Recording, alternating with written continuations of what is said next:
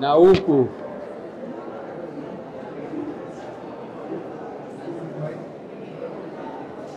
Mbabazi Godfrey yahamya ko yahereze kuhandika abantu 450 abesimbira hantebe zitari zimwe na zimwe kandi yaraganisa obushagiki aharyaba bandi abarkwenda kwesimba. Kasese, we have so far nominated by close of the first 2 days.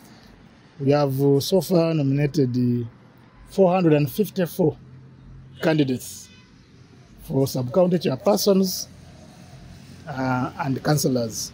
Particularly for sub-county chairpersons, we have so far nominated 35.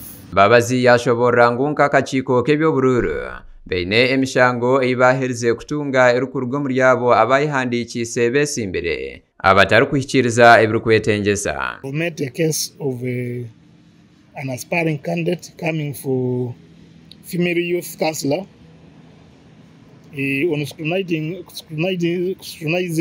her papers and identification documents, it was established that she was above the age bracket. Kauntura Brian omwe abayihandikisa barkwesimbira ya Nyakazoba okwayanira entebe ya Nyamwamba division nka mukuru w'entebe ya Kashatu Omar Kasese municipality yaraganisa okwatira hamwe n'abantu babutosha okumaraho ebyokwirinda ebyashegeshege nkokuyaho ebigombe by'abajahambuki abarkweyetaba Gaza abahindukire ekizibu omukichweke ekyo. The government because the government not security organs muri police muri abasecurity muri ebishero tukakola hawo nangere ndi security yo Nyamwamba division ikabyandeke kandi sitotesha tunga esha problem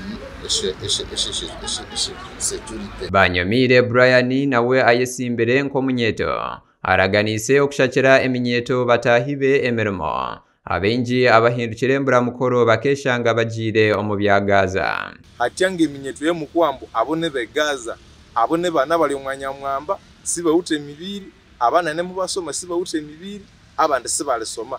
But however hanesha sende esikaseresha special interest groups esha sende esikasinisha eminyeto erisikolesha mukabana mwecha mukabana mukani mwe mukasisubyayo bolobolo. Kitara inidi chairperson wa NRM wa Nyamwamba division nawe yaraganisa okukoregana hamwe n'akachiko k'ebyobururu okurebeka ngu omurimo gwagenda kurungi omu maisho atyo yashaba abesimbire okwatanisa n'akachiko n'okuratira ebiragiro.